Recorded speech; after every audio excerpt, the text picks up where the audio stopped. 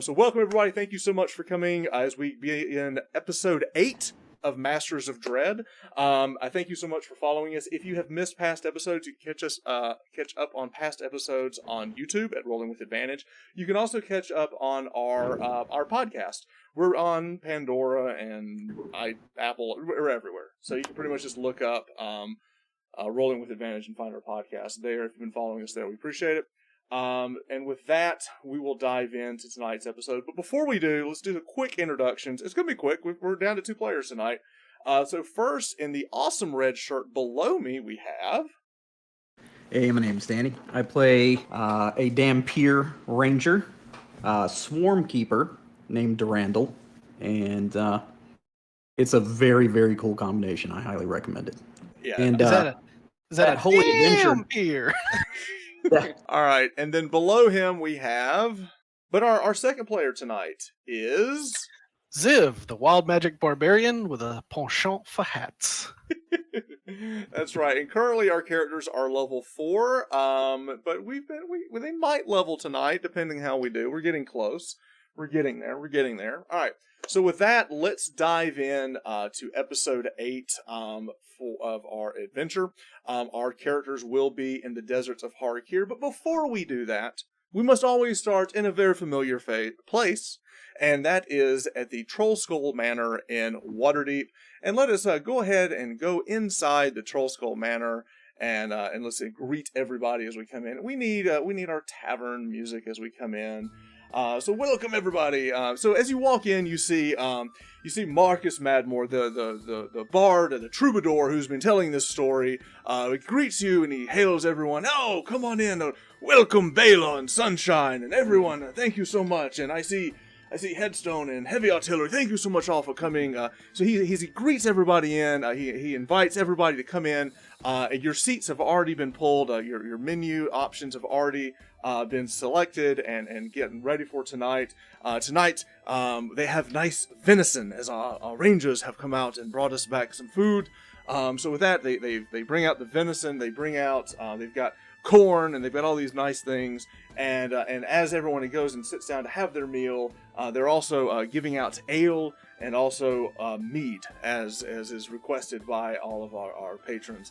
And as everyone comes in, the Marcus Madmore, he looks around the room and he welcomes everybody, and just kind of, everyone's kind of gotten to know Marcus. While he is a legendary storyteller, he's been here for the last couple of months, each week telling the story, and it's just gotten bigger and bigger, and more people are just coming in, and there seems to be a lot of hype about this story as the story has been kind of getting around town. And he looks around and he goes, thank you all so much for coming.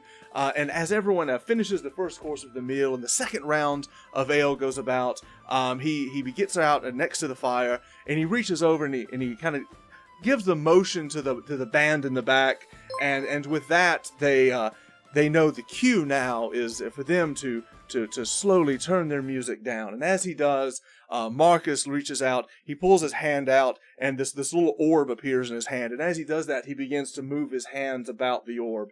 And as he does that, this music comes in. And it's not the original music that was played as he was telling a story, but now that the story has moved in to Har'Akir, you hear this chant begin, and you hear these drums start kicking in. And as he does that, he moves this, and the orb starts to get bigger and bigger, and this white orb gets bigger and bigger until it starts to shimmer and turn almost like a golden orange color. And as he does that, it opens, and in that, everyone now can see inside this massive orb that has just expanded in the room. And at that point, everyone can see the barren landscape of Har'Akir. We see our travelers walking across the desert, 2 by foot and 1 by steed, as they have made it across the dunes, and now they have finally made it over, and they see in the distance that what they've been traveling towards is the lush river, the eternal river that feeds part of the basin of this barren land. And in here now they start to see vegetation, they start to see trees, and they still be big rocky outcroppings, but now we see the first signs of life as they're coming out of the desert and into a little bit more of a rocky and lush terrain.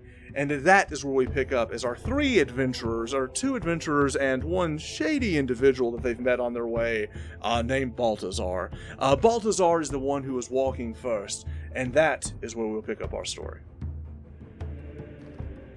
We'll make sure I select the first one there. And as we begin our story, our adventurers come by. They come by this riverbed, and here in this little inlet is the cool and calm water. Balthazar, with his black duster, his bald head, and his kind of scraggly goatee, looks about and says, yes, we are on our way now. If we just simply head north and follow this river, we will find our way to a settlement, a city here named Muhar. And there, I believe, we will find some of the answers that you two seek. And with that, he reaches down, he cuffs some of the water, he sniffs it and pours it. He goes, if I were in need of drink, this would be safe to drink. And he just kind of puts it back down and begins to kind of walk about the riverbed, kind of scounging around, looking for any signs of life. As he does that, Durandal, what would you like to do? Start going around the other side, doing the same. Okay. Just making sure we're safe. Give me a survival check.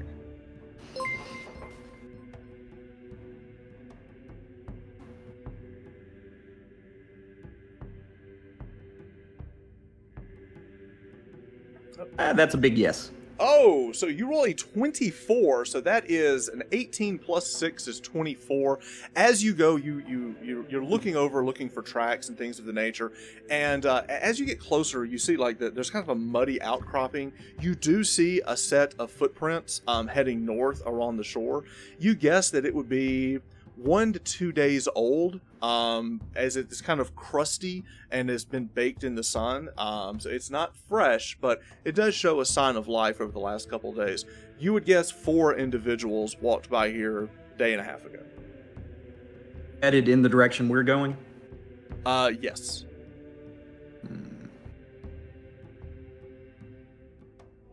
Do they look like human feet? They do. Boot prints. Okay. Not like a steel boot, more like a soft boot, but you definitely see like a heel. A booty. Okay. A booty, if you will. As you are doing that, Xiv, who is riding the Equinox, the black stallion, who has the magic horseshoes, that where his horseshoes don't quite touch the ground, and is able to allow him to move quite a fast distance across the landscape. As you're riding this, what would you like to do? I'm gonna get off, lead the horse to the water, and tell him I know I'm quite the large passenger. You should perhaps need a break. And the Equinox nods and and looks towards the water and begins lapping up the water. I'm gonna pull the brush out of the saddlebags and kind of brush them down. You kind of brush him down and taking it. It's kind of this large, monstrous individual gently taking care of the steed next to the water is quite a sight. As you're doing that, you do notice that the blade that you found this on your back, this massive 2-handed sword, is magical in nature, that you found in the excrement of some large worm that you came across. There's only a couple of days ago. I'm gonna use the water to clean it off. You'd already had cleaned it in the oasis, but it might need another cleaning. You reach down, you grab the sword, and you begin to kind of cleanse it in the water. As you do that, the blade begins to slightly glow, and you hear this very soft voice emanating from the blade itself. And it's at this point that you know that the blade is very special. In fact, it has a name, and its name is Galvin the Lightbringer. Well, hello, sword. You hear this very faint voice emanating from it, and it says, "Be wary." And it slightly begins to hum, and there's a slight glow that comes off of the blade itself. Durandal? Randall, you hear this. You look over your shoulder and you see him pulling this blade out of the water, and it's giving a slight glow to it. It's a yellowish hue that's coming off of the blade itself. I'm gonna walk back to Xiv, stewing in jealousy as he has stolen my horse, and yes. Merely caring for it. He's yours, of course. Right. What? What is it? The sword talked to me. Is that a common thing? You need to drink some water as well. I know you don't need it, but you need it. It told me to be wary, and then it started glowing.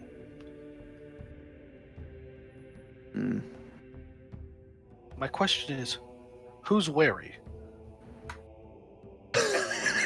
As you are asking these puzzling questions, Balthazar begins walking closer to you. As you do, the sword begins to emanate a brighter yellow light as he gets closer to you. Ask the sword if you should be wary of Balthazar or his hound. I'm going to think that. You think that, and as you think that, you look around, and it has been a minute, and now you do see that Balthazar's faithful hound, Magdalene, has been out and about, sniffing around, has not been directly with you. And as he gets closer, you sense that a little uneasiness to Balthazar. You don't sense that you're just uneasy with him. Not that maybe you should be wary of him, but you just feel uneasy. It could be from the previous couple days ago we had a little argument. I didn't like him already, so... Right. I'm going to keep the sword in my hand and not put it away. Okay. Can I insight check It's very him? light. It's like a letter opener. Right. Now, you Can I want to insight check him? Insight check Balthazar to see if he's lying? Yeah. No, well, what's the one where it's like you just kind of read their body language and whatnot? I expand insight. I just want you to tell me what you're doing. So you want to just just kind of read the situation with Balthazar. Yeah. Go ahead. Give me an insight check. 16. So you get a +6. So 10 + 6 is 16.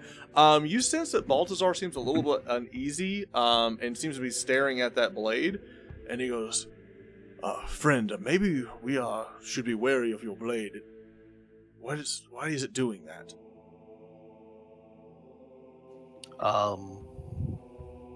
Not really sure, but I bet it still cuts very good, so why not have it out? Just in case. Just be careful. We don't want you to be cursed any more than you already are. And he's kind of looking over your arms. I can collect them. Like hats.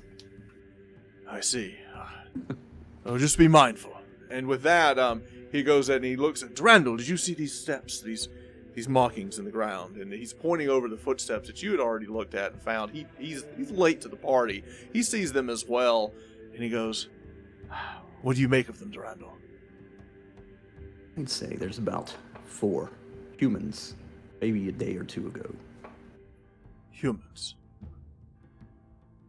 I wonder if they're Kirans or not. Kirans are the local folk that are from here, or ones would also be that either traveled here or pulled here from the mist themselves. If they are living, it is a good sign. Very few things here that are living cause us concern. As they're talking, I'm kind of walking behind them, just out of earshot. Kind of got the sword doing the old over-the-shoulder thing, and I'm like trying to talk to it again and be like, you still there? And this voice comes back, and you hear it in your head. He goes, yes, my lord. What am I to be wary of? Searchers from the north. Do I know which way's north? You know that the river is heading north to south, so you've been traveling enough to know you've kind of gotten your bearing at this point, and you know that the river is running north, which is where you're heading towards Muhar. So Is there anything high that we could get a vantage from? You could climb up and get a vantage point if you wanted to. Yes. I'm gonna ask Durandal and say, Durandal, friend, could you climb up and look to the north and Certainly. just see if anything stands out to you? Did your sword tell you this as well? I just got a feeling. Oh, good. I'll humor you. I'll climb up. Spider climb up. All right, so you ineptly, just using your damn pure natural ability, you just like walk right up the side of the rock, and there's a big rock outcropping, and from there you get a pretty big vantage point where you can see the twisting river as it moves north. You lose it in the distance. You cannot see Muhar from here, even though you have very good vision and it's clear. It is also getting to the beginning of what would be day. You've been traveling. Remember, you've been traveling through night, and now as you get to day and the break of day, you see the sun's coming up over the horizon. You look and you can see a good distance. In the very far distance, you do see a boat that is docked, a small boat that is docked by the riverbed. Other than that, the only other thing that you see are two twin statues between you and the boat.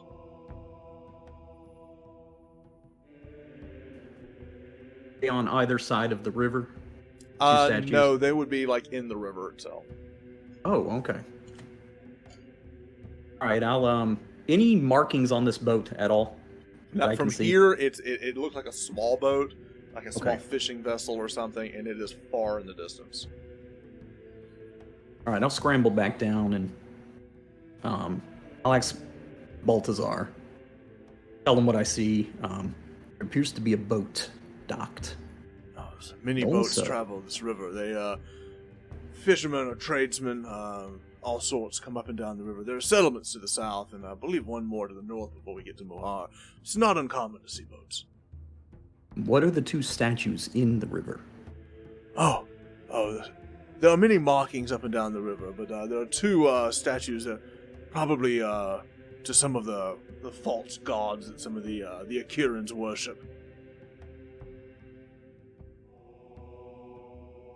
Shall we continue that way? Or should we rest? I would like to find some type of cover if we're going to rest. Look for a shady alcove along the river. Sure. So with that, the order is, I guess, is Balthazar leading you? Durandal, are you leading? How are y'all traveling? He knows where we're going, so I'll let him, but I'm a little wary of him now. Got it. About the sword.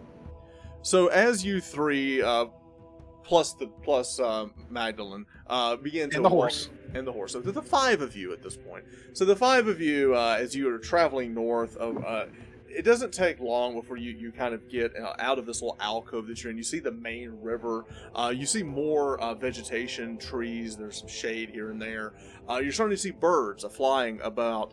And one of the things, Xiv, that you keep looking out in the distance is, that sandstorm that kicked up just a few days ago. You see something swirling far, far to the north, maybe north east. And you keep a wary eye on that because it doesn't seem to be coming in or out. It just seems to be like staying put in that area. Durandal, you kind of noticed this as well, as you had like a first-hand experience with this. It is something that is kind of making you nervous as well as you see this happening far in the distance. But all of that immediately dissipates as soon as you turn the bend and you finally get to these two massive statues that you've been working your way up to. And it's almost like you didn't see them. You come across the bend and then bam, there they are. And with that, we will change the scene.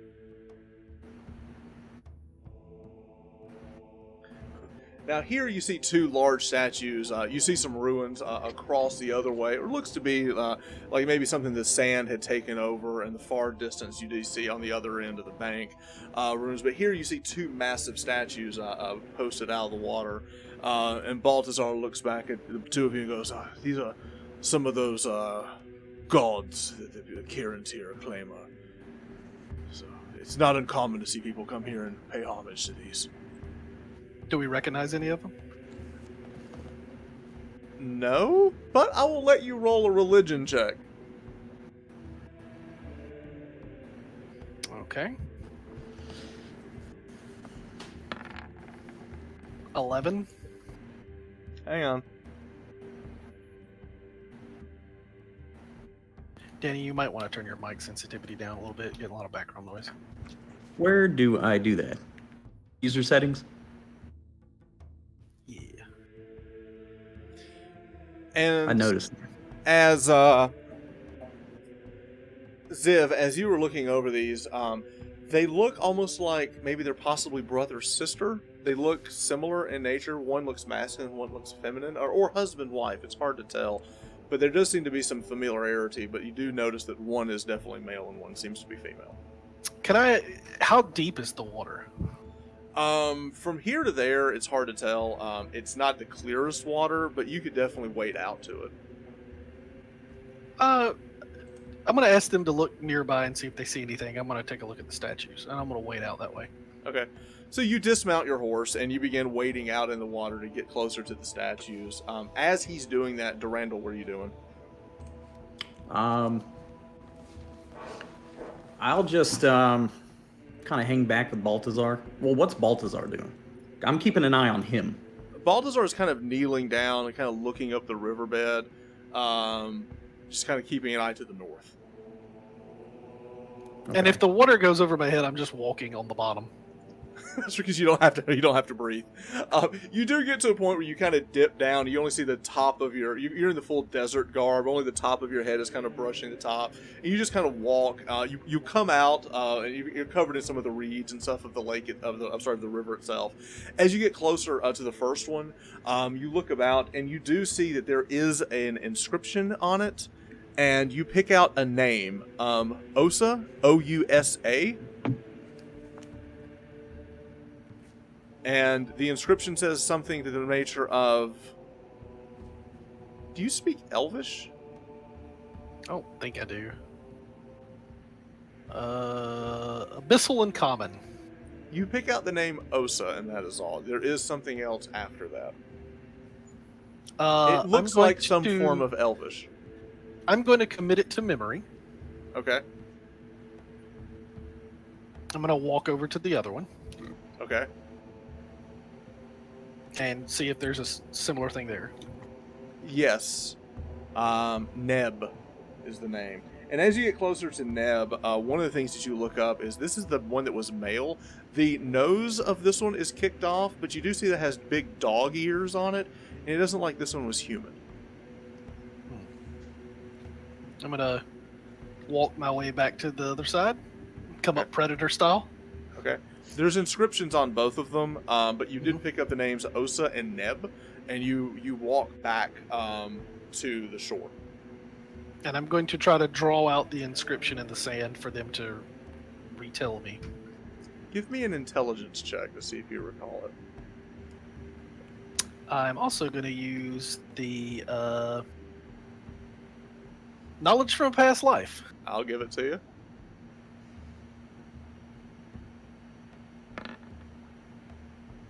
So that's going to be 13. You do recall 17. 17. So using your knowledge of the past life, you do recall a little bit about Elvish. You're able to kind of pick some of it out. You write it into the sand.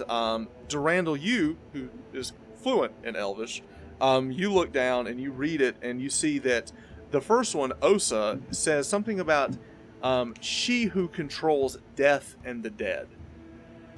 And then you have Neb, he who guards the path of the dead. Wonderful.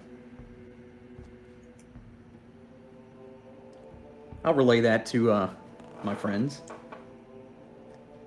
When you say that, Balthazar looks and goes, the only one who controls death here is Pharaoh Octopot himself. So you've never heard of these two? I have, but I know of Octopot. He is the one who controls death here.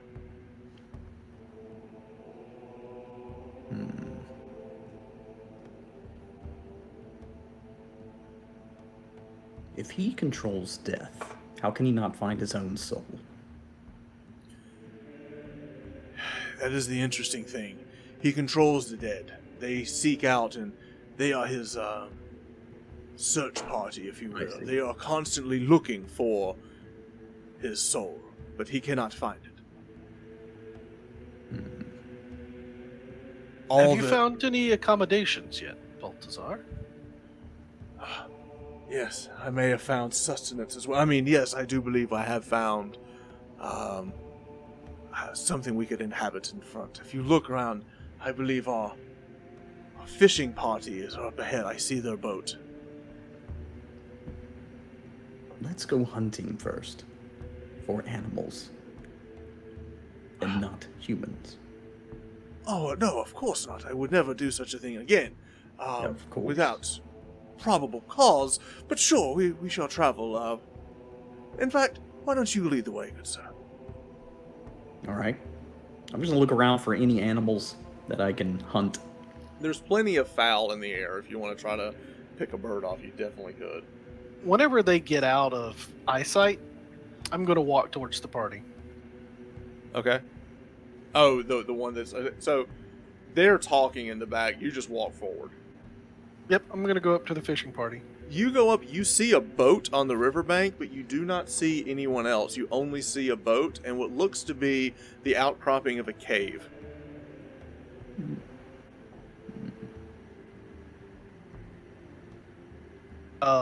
Do I see any tracks going into the cave?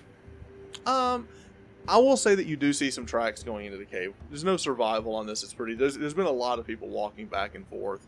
That being said, give me a survival check. Check that. Investigation check. Give me an investigation check.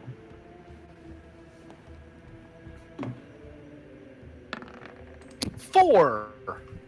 It's a sandy beachhead. There's a lot of sand being kicked back and forth. But you do see there's a lot of people that's walked back and forth through here. I'm going to pause at the cave opening, just inside to where the natural sound is gone, and see if I hear anything deeper into the cave. As you look inside the cave, you see there's a lot of things in the cave. You see several crates and barrels. Things are stuffed in here. You also see clothing about. You see scattered weapons laying on the ground. Give me an investigation check again for the inside of the cave. You're just sitting at the lip of the cave.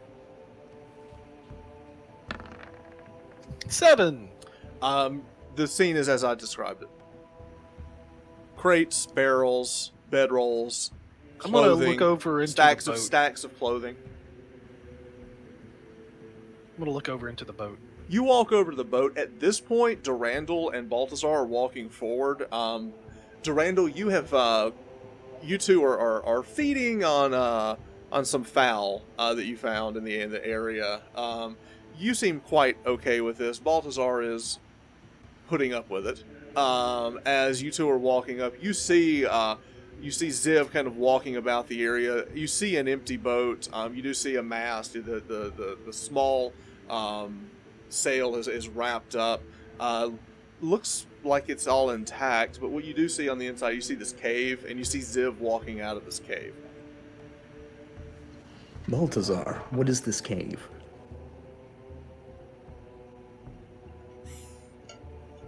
Do you not hear Danny? Sorry. I haven't traveled here before. I'm not quite sure. Fisherman's outpost or possibly a trader's post. Not sure. Do I see them up there? Yes. I'm going to point at the sword and then point in the cave. The sword does not. It doesn't. No. glow at all. I'm signaling Danny that Oh. there's swords in the cave. Oh, okay. All right. I'm gonna give him the 2 eyes, and I'm gonna point at the You're boat. pointing at your eyes. You're pointing at the boat. Okay. Can I look on the boat to see if it's been there a while? You get in the boat, and as the first thing you notice as soon as you get in the boat, you don't see any fishing nets. You don't see any fishing gear. As soon as you get in, you realize this is not a fishing boat. It looks like someone just traveled the river. Traders, merchants perhaps, but not fishermen. Does it look recently used, or has it been there a while? Maybe you recently used. It's not like torn with weather or anything, but it could have been here for a week. You don't know. If Danny is now down here, then I'm gonna say, should we check out the cave? I think so, because if they're dead in there, We'll just take the boat.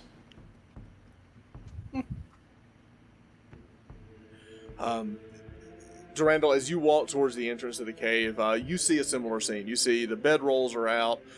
You see there was a fire setting in here. The coals are cold. It's been several days since it's been used. There's no heat coming off the rocks around the fire inside the cave. You see several crates and barrels inside the cave as well. You do see clothing strewn about the room and several weapons strewn about. And in the back corner, you see what looks to be some type of well.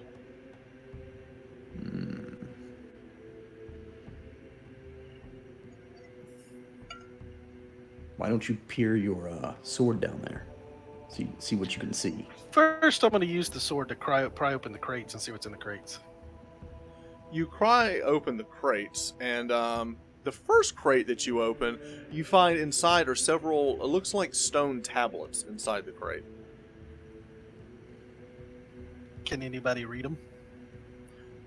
Balthazar reaches over, he grabs them out and goes, "Oh, looks like it's some type of archaeological dig. So anyway, there's lost cities and continents all under the sand, buried, as Octopot constantly turns up looking for his car, his soul. There's a labyrinth of civilization under the sand. It looks like someone here was investigating that." I'm going to pry open the second crate. You pry open the second crate, and in the second crate, you see this one looks like it's newer. The one you did before, like it's been here for a minute. This one you open up, and there are food and supplies in there.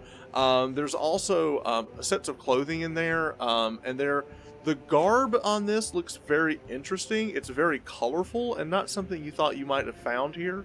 Give me an investigation check. I'm looking for hats.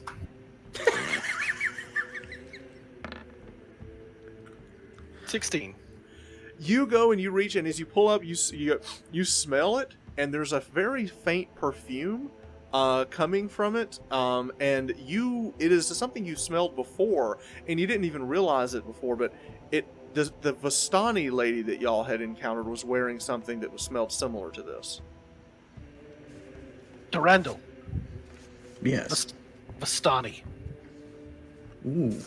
Well, we definitely need to investigate. And with that, Durandal, give me an investigation check.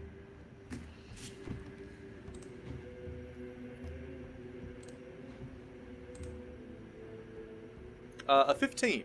As you're going around, you see a backpack sitting on the side of the well. You reach over, you pull out the backpack. There are 7 small statues in the bag. Each of them looks similar to the giant statues you saw outside. Some type of figure sitting on top, some type of small throne. Okay. I want to walk over to the well. Okay. I want to pick up a small pebble inside the cave and drop it and listen. It goes for a little while before you hear a splash. A few seconds go by. It doesn't seem like it's incredibly deep, but further than your eyesight would give you. As you two are doing that, Balthazar looks and goes, "Gentlemen, I believe we need to use this as our abode for the day, as that storm looks like it's coming in." I could see that. Does this well have any kind of thing over the top, or is it just like a flat circular well? It's a flat circular stone well. It does have like these 2 wooden posts and 1 wooden beam on the top. Like maybe at one point there was a bucket or something there, but it's long since gone. So there is like a wooden post over the well itself. Old wood? Yes. Is it? Not petrified, just old.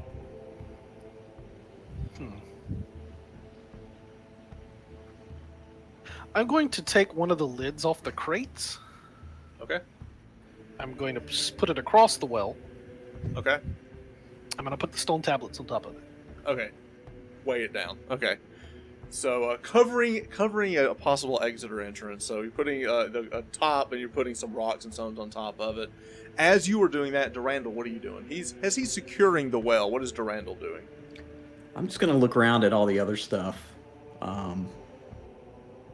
Actually, I'm going to take one of those uniforms and put it in my pack, or in my bag of holding. One of the Vistani uniforms. You reach down, and as you pick it up, there's all this dust that comes out of the clothing itself. It looks different than the dust in the rest of the room. The coloring is different.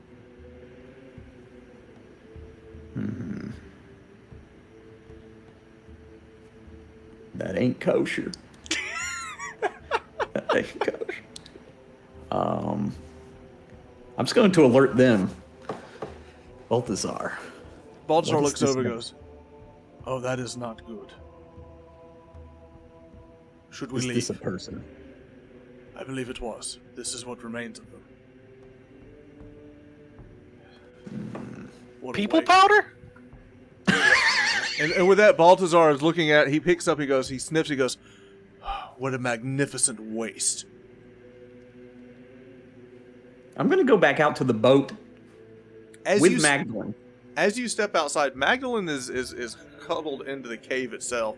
As you step out, you look. It has gone from a beautiful day to dark. You see the wind is kicking out. You see the sand kind of kicking across the water itself, and a chill just runs up your arms and down your spine as you hear like this very eerie, echoey howl coming across the wind itself, traveling from the north and blowing south across the water. Okay, I'm grabbing Equinox and pulling him in. You have no problem with that whatsoever. Equinox already had the idea that he did not want to be out, and it easily goes with you inside the cave. Durandal, as you were pulling the horse into the cave itself, what is Xiv doing? You have secured the well. Do I notice that it's gotten dark out? Surely we would notice if it's gotten dark outside. You would, but it's very bright in the cave. And the reason for that is the sword on your back is emanating a very bright yellow color. Now I'm going to grab it and be like, any status updates? The searchers are near. What are they? The servants of the Pharaoh.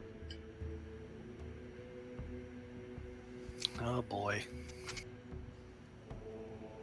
Durandal, whatever searchers are, they're near. I don't know if we should try to get out of here. Seems somewhat defensible. Balthazar, tell us about the searchers. Oh, remember when I told you that the Pharaoh Anxapot, he Okay, controls all fair. the dead. Yes, it is. They're the ones who go out looking for the souls. They scavenge the land, and it is best to avoid them. They are not allowed into the cities themselves. The mist seems to protect the bulk of the living. It's almost as a way to mock the Pharaoh in some way. But if you are caught out in the wild, the searchers will search you. Are they alive or Oh, no. soulless like there? They come Master. in many shapes and sizes. All dead serve the Pharaoh. Durandal, is there Yeah. anything that we have picked up since we've been here on our persons other than the weapons? I think we should put them in that box and set the box outside of the cave. So if something's looking for something that we have accidentally picked up, maybe they'll search the box before they search our intestines. Good thinking. What do you want to put in there? Balthazar is already moving some crates by the front of the cave to create a barrier. Okay. Yeah. But I don't think I have anything left on me, like the little onyx statues. I traded those all. I traded all the stuff that I had picked up, I think, to the traders. You didn't rob the traders. You just made very good deals. Finagled them with some chicanery. Yeah. And from them we got the pearl. Yes, you got the pearl. You have several things you don't even know what they are. Could this be a soul? Put this in the bag of holding, because that's For some reason, I'm just going to automatically spout that it's an extra dimensional space and is not normally detectable. And then I'm going to look at. Good. I'm going to kind of look around like, where did I get that from? So, as Early. you are putting that pearl into the bag of holding, you're going through your bag, kind of looking at different things, and as he is doing that, Balthazar looks and kind of moves back and he goes, "Quiet, they are passing," and the two of you look out the entrance of the cave, and it suddenly gets very dark as this wind cuts across, and you see all of these souls like kind of like moving across the water itself. And what you see is like all of these ghostly shapes just going and just like flying around and kind of like looking and then diving into the water and the rocks as if it's searching the entire area, looking for the Pharaoh's Ka, his soul. As it's moving about. You also see, as soon as that passes, you see this thundering sound of horses going by, as these spectral horses, and you see these undead riding down the river, looking about the way, and you see several different ghosts and spirits. It is at this point that you see that many of these ghosts and spirits are kind of like chained and shackled to each other, as creating almost like a chain gang of something, as they're kind of going through searching this area, and these spectral shackles are kind of holding them and kind of moving them across. And it's at this point, Xiv, you see a familiar face in the spirits.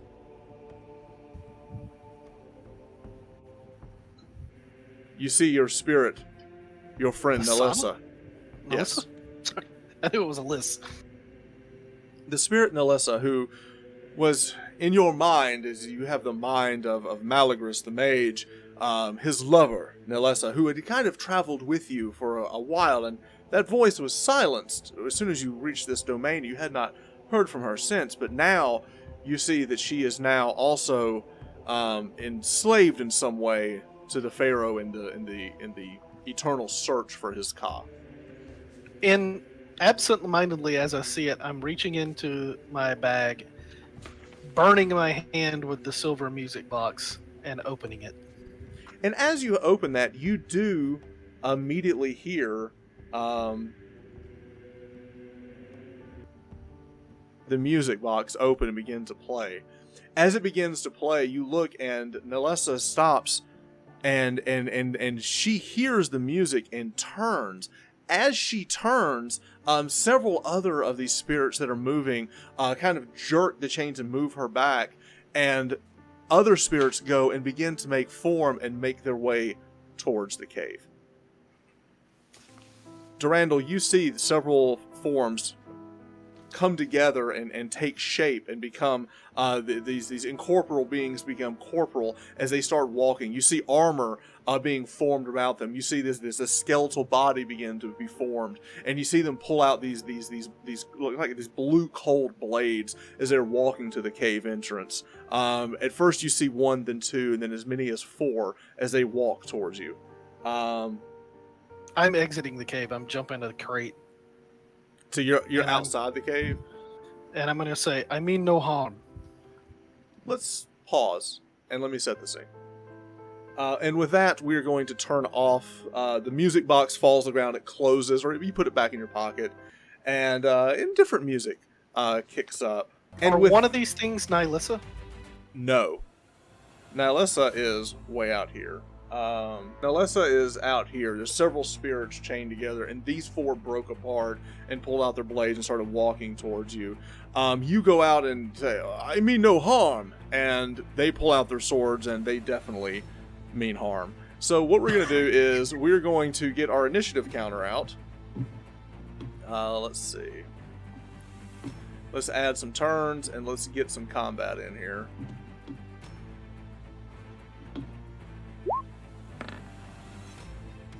Okay, here we go, chat. We've got combat. Xiv's rolling a 9. What's your total with that? 11. 11. Hang on.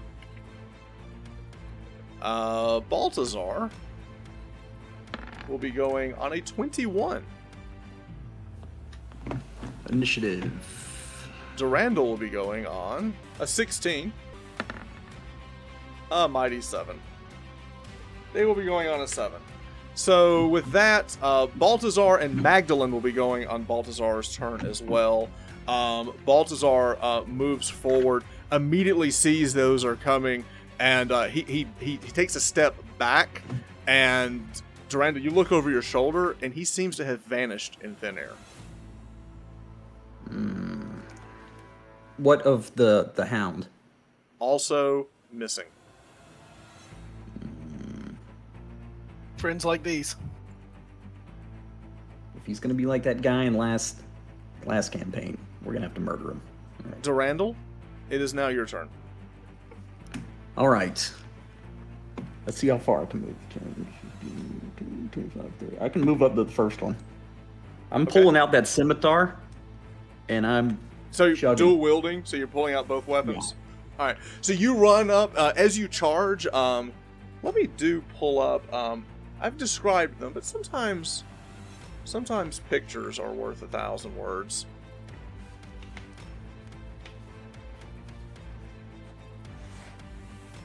And here's what we're looking at. So He's got a nice skull motif going. He does. So we have 4 of these running at you. Handsome chaps. All right, Durandal, So, you charge swing. forward with both your blades. Is there anything you're going to do before you attack? I don't think so. I think you do that after you attack, correct? Yeah. Okay. Yeah. All right, move forward and attack. All right. And I'll roll the second one.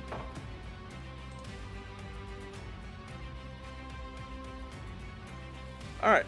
So the first attack, your Scimitar of Vengeance, the cursed blade that you were gifted by, you roll an 18. It will land true and hit for 6 points of damage. Your short sword, you come up, as soon as you hit with the first blade, you pull it back. The second blade goes up. The whatever this thing is extremely quick, takes a step back and parries your second attack. So you land with the first, and then you hear a kink as he parries off your second attack. But you do manage to do 6 points of damage. Is there any? Did you want to make that your favorite foe? Yes, and also my bats are going to attack it. Okay, so first roll your extra damage for the canny ability, which is a D4, correct? For it being your favorite foe. Yes. All right, so we're going to add 1 massive point of damage. Actually, I gave All right. that damage to you, Durandal, so we're going to take that off and put it on this guy. So that's 7. As soon as you land that first attack, the parry of the second attack, the spectral bats explode out of you and go and start attacking the beast. And what does that do? An additional 2 points of damage. So 9 total damage as you go with a flurry of attacks. And then now the bats are kind of flying around the area as well. And with that, it is Xiv's turn. After seeing the fact that these things have someone I care about, or I think I care about, chained up, I'm going to enter into a rage. You would like to rage. We've got to rage! Now, what happens when you rage? Because you're not just a let's normal. find out. You roll a 7. What does a 7 do on the wild magic table as our wild magic barbarian goes into the rage? Absolutely nothing in this fight. There's electrical energy in a 15-foot radius around me, making it difficult for terrain for my enemies. It just stays like crackling across All right, so there's the ground. crackling electricity as you run forward, as you go into a rage. Pulling out your brand new magical greatsword. What are you doing? I'm going to charge up to the one. I'm going to get shoulder to shoulder with Danny. Okay. And it's Charging up to this one because I want to protect him from the others. Okay. All right, and make your attack. So this is +8. +8 with his magic greatsword. And we have a 1, folks. You go up. First time I ever swung it. You're not used to it. You're not used to it at all. It is completely weighted differently. It's lighter than the Tesla coil you've been swinging before. It's too light. It's too light. You just swing way over his head and extremely quick, and then pull back the blade, completely whiffing. And with that, they move forward. The one on Durandal will make his first attack.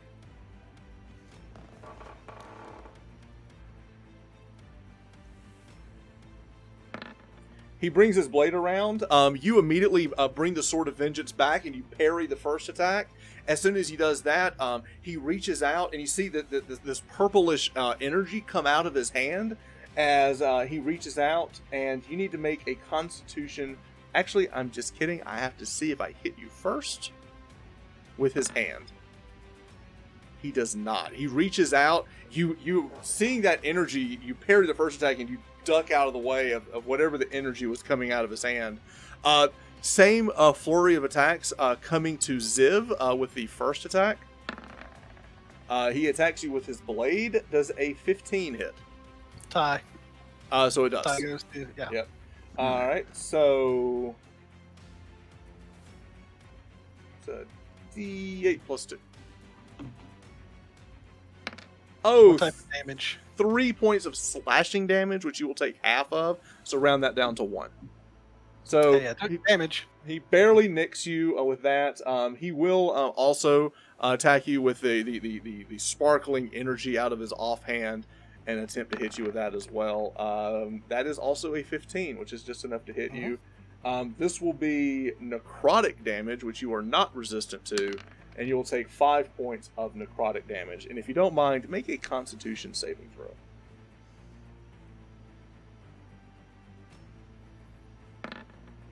20. You pass. While the energy does burn into your skin, you just kind of, with the resolve that you have, and the crackling energy seems to negate whatever it is he's trying to do to you. With that, this one runs up and attacks you as well. It will get a flanking bonus with its longsword. 9 plus 4 is a 13. The blade is so quick, you quickly bring it back. You parry as a clash of blades hits. There's a spark of yellow energy that explodes off of your blade as you block whatever cold blade that he has. He is going to try to bring his blade around again. This will hit. That is a 23. And this will be, he will hit you with his longsword and do 8 points of slashing damage, which will be halved down to 4. Now, the second one, as he starts to charge up, he is immediately met with Balthazar and Magdalene behind him. And Balthazar is going to make an attack. And he gets a natural 20. Ooh. I love it. Alright, so he's attacking with the Gladius that you gave him. So that's 2d6 for the Gladius. 5, 6, 7, and then he's critting a sneak attack, so that is it's going to be 8d8. Good go. So did 5, 6, 7, 26, and then 38 points of damage. Magdalene is also going to breathe out some flame as she growls. You hear this like red-orange fire burst out of the dog's mouth and engulfs him as well. He has to make a save for that, which he does not. So he will take 2d10 damage and takes 15 flaming damage. That will... Okay, as soon as he takes the attack from the first, Balthazar backs up. Magdalene takes the cue to light him up. The flame just eats up the body. The armor just kind of like shrivels and falls to the ground as he falls down. He is completely dead. Again, he was already dead, but now he's Double dead. more dead. And with that, we go to the top of the round, and it is Balthazar's turn. That was his turn. He had set up an attack at the beginning of the last round. So now he's going to run up and try to stab this one in the back. He's rolling hot, folks. That's a 20 some odd, so that will be a sneak attack. It is not a crit. So he rolls 1d6 for the weapon and 46 for the sneak attack. So 5d6 total damage for 17 points of damage. And then Magdalene will run over here and try to bite him. With advantage. That will hit. Another 4 points of damage. Okay. And with that, it is Durandal's turn. All right, swing again. On the same one. Okay. A 12 with the first attack was going to miss. The 14 with the offhander, a 14 will hit. Okay. So 8 points of damage on him. That brings up to 17. You can use your canny ability to do an additional d4 since he is your favored foe. You're adding another 1 point of damage, and then the bats for another 3, so 4, that's 21 total points of damage. He's parrying the first attack. You get him in with the second attack as you stab him. You pull back, and then the bats just continue to kind of swarm around him. And with that, it is Xiv's turn. I'm going to see that see that Balthazar is here, and I'm going to kind of take a step over this way. Okay. Well, that will leave his square, won't it? Yeah. I'm just going to come overhead and try to vivisect this one in front of me. This Or one here? The one that's taking damage, yeah. Okay. I'm going to do it a reckless attack since I'm already flanked anyway, so it doesn't matter. Okay, so you're going to get a reckless attack, and you are attacking with advantage because this thing is flanked. Oh, so if it's already advantage, then it doesn't matter, because reckless attack only gives you advantage, right? Right. Okay, so I'll just normal attack then. Normal attack.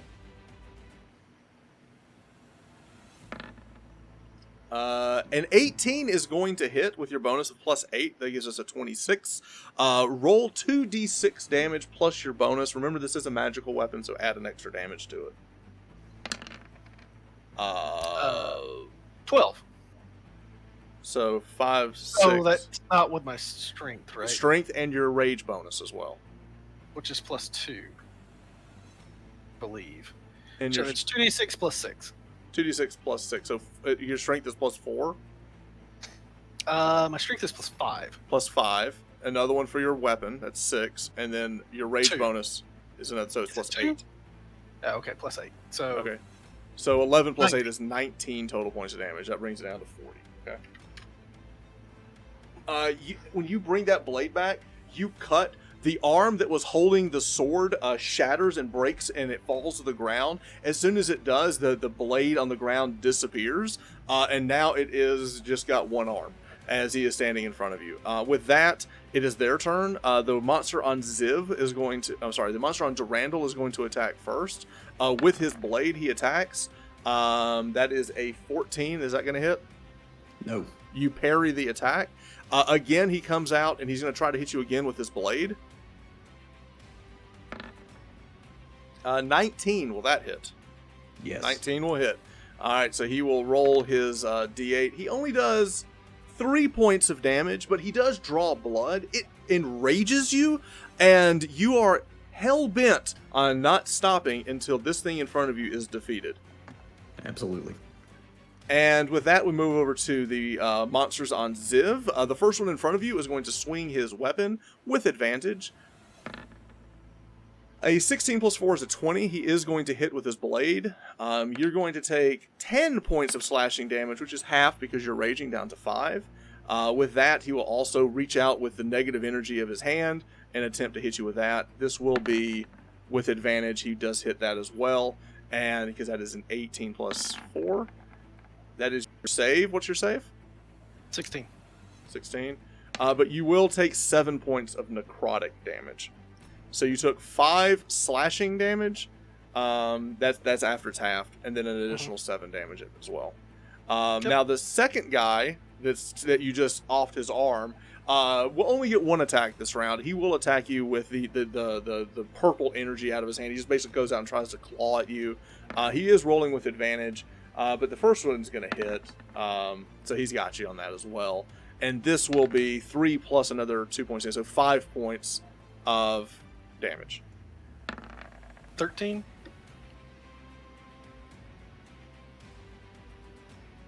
You pass your save. You have passed all of your con saves against these attacks. Congratulations. How much was the second amount of damage? 5 total. So how much total damage have you taken? 26. 26. So what does that put you at? 19. Oh, you got this. You can go all day. All right, and with that, we go to Balthazar's turn, who is going to go in again for the sneak attack with his blade. He gets advantage. He is going to miss this attack. The dog will jump in as well. Magdalene, actually, first, let me see. Does Magdalene recharge? She does not. So she will again try to bite this thing, which she does. All right. After that, he reaches out to try to hit you. As soon as he does, he pulls back. Magdalene, seizing the opportunity, reaches up, grabs him by the arm, and runs off with breaking off his arm. And as soon as he does that, the rest of the body just kind of crumbles. Magdalene, with the steaming breath coming out, is running across the riverbed with this thing's arm in its mouth. And now it is Durandal's turn. So this one is gone. All right. A very long way of saying this one's dead. And it has no arms. That's right. What are you going to do? Kick at me? You swing your Sword of Vengeance. It parries that blade, but you do bring in your other short sword. You attack with a 24 that will hit. You do 5 points of damage, plus another 2 points for the canny, and another 1 point for the... So you do 5, 6, 7, 8 total points of damage, bringing it to 29 damage with your multi-attacks. Xiv, it is your turn. I'm going to hit this one in front of me hard. Okay. You actually can roll with advantage because it is flanked by Magdalene.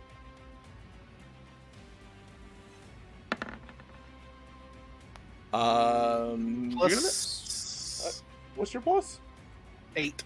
That hits. 9 hits for you. So you were 9 plus 8 is 17. That does hit. Roll your damage is 2d6 plus 8 damage. I think we figured out. Yep. So 13. 13. That's a whack. Okay. Anything else with your bonus action, or is that it? I don't really think I have a lot of things I can do with bonus action. Okay. It's going I to don't attack. have many buttons. I hit hard. I cast Fist. Magdalene is going to attack and misses both. Balthazar is going to run up and try to sneak attack this one as well. He will get advantage, which is a 4. That one's going to miss. The second attack is a 2, so he will both miss his attacks. And with that is Durandal's turn. No, wait. It's the baddies. Correct. Oh, did I miss the Sorry, baddies? Wes. Sorry, Wes. I don't want to cheat. That is true. I skipped over the bad guys in the last round. So. Hey, you remember that next time you roll up a cursed sword. Alright, so the monster on Durandal, the undead knight, as it were, is going to attack with his blade. He swings and misses you with a 5. You parry the attack, and then you duck under as he rolls a 1 and swings over. You're so angry about this fight, and the frustration is seething, but you're not going to let him hit you again as you parry and then dodge his 2 attacks. The one on Xiv will attack with his blade. We'll roll a 16 plus 4 is a 20, so it will hit and do 10 points of damage, but you are raging, so that brings that down to 5. So you have taken 31 total points of damage. His second attack, he will swing and miss. You finally parry one of his attacks. And with that, Balthazar is already gone, and now it is Durandal's turn. All right.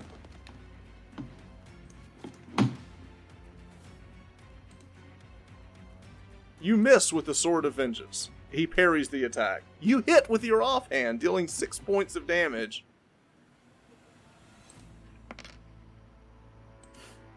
Canny plus is another 6. And that's enough. The bats, again, deal the finish. As you're fighting, the bats finally attack, and it takes off the neck and starts ripping at the neck and severs the head. As your spectral bats have just been continuing this entire time, it falls to the ground, and now it is Xiv's turn with one left standing. All right. That's a hit. Actually, roll again, because you are rolling with advantage, just to see if you rolled a crit. The 16 plus 4 is going to hit. Okay, so or 16 plus 6 as it were. So the 22 lands. Roll your damage. 2d6 is 7 plus 8 damage is 15. So that is 28. And now it is its turn. It fervently still attacking you. He brings out his blade. He attacks you with the blade and misses. Again with the negative energy, he reaches out to try to attack you with his fist. He lands that hit, so you will take 5 points of necrotic damage. Make your Constitution saving throw.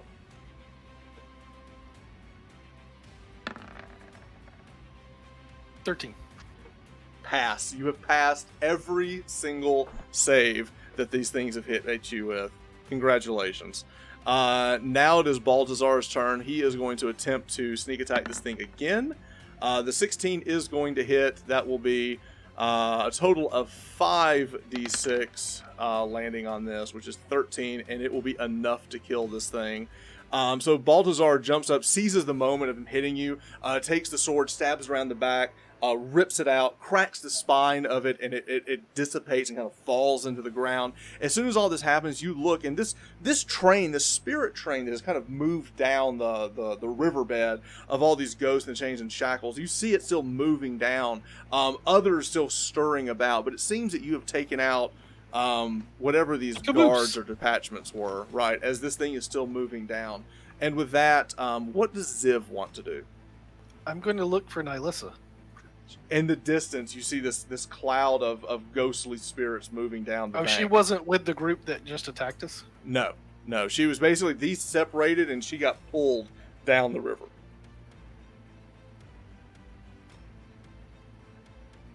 I'm going to say, wait, no.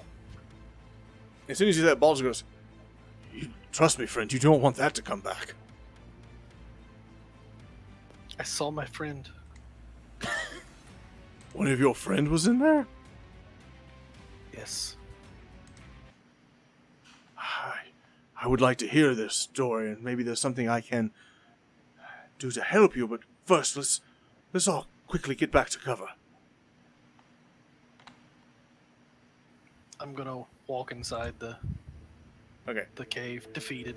So he leads you back into the cave as all of you retreat to the cave. Durandal, everyone else is leaving. You stab at the body of what was attacking you one more time for good measure. And what would you like to do? I'm gonna stab at it, and then I'm gonna go back into the cave and say, Xiv, if you want, I will go with you, and we can go after Nylissa. I'm now coming off of my rage, and I'm like, the electricity kind of like dissipates as you calm yourself, but you're still visibly upset, knowing that the spirit of your lost love is now shackled and imprisoned by the pharaoh octopod of this domain. I'm gonna look at Durandal and say, I cannot leave here until I have freed her. If you must go, go. No, friend. I will help you get her back. That way you can stop your affair with my horse and be with your love again, and I can get my horse back. But for real, I will help you. Balthazar looks over the two of you and goes, our meeting may be fortuitous. I have a way for us to free her, if you would aid me. I'm going to stand up and walk over to him and say, tell me. I told you before, what I told you was true. There is only one here in this domain that controls the dead, enslaves these dead, and that is the Pharaoh.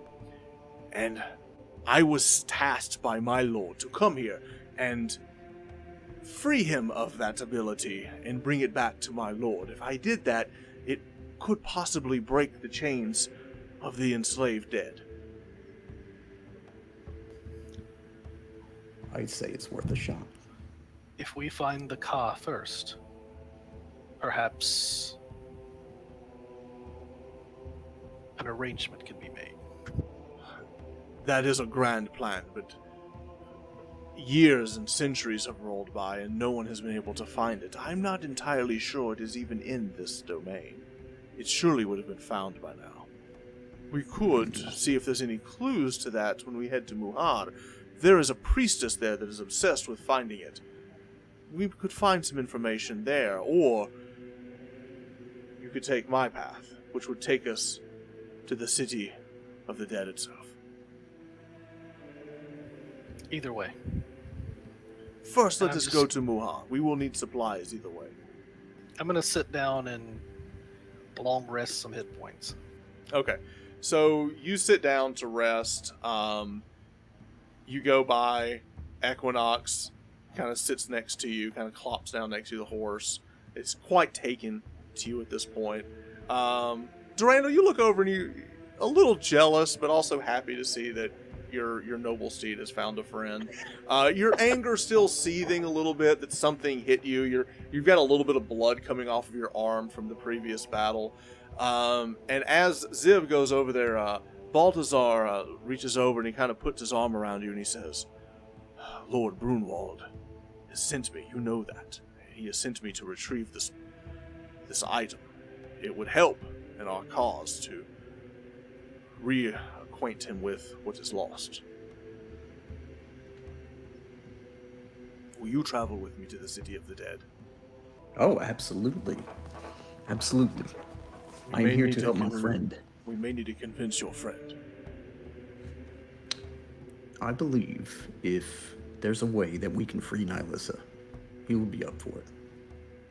What say you, Xiv?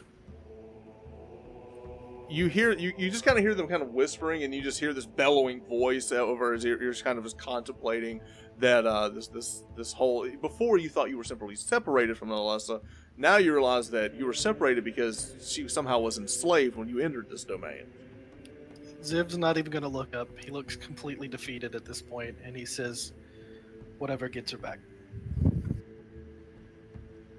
Then, I suggest, at nightfall we take the boat, we sail up to Muhar, get us supplies, and begin the journey across the dunes to the city of the dead. We could also find any information. Your idea about finding a car would give us leverage as well, but either way, we must go to Muhar next. Is Lord Brunwald at Muhar? Oh no, he is in a different domain altogether. That is another thing. We will have to travel and leave this domain. He is the lord of his own domain, you see. I see. Shall we get some rest? Magdalene, you will watch over us. And with that, Magdalene goes and sits by the cave and just kind of buries down and just ever knowing, just kind of watching the entrance and just kind of like poised to attack. You feel safety and comfort knowing that she is watching the door. Durandal, you sit down, you look over everything in the cave and the room itself. As you do, give me an investigation check as you're looking around the room as well. As you're digging through looking for food and supplies and things.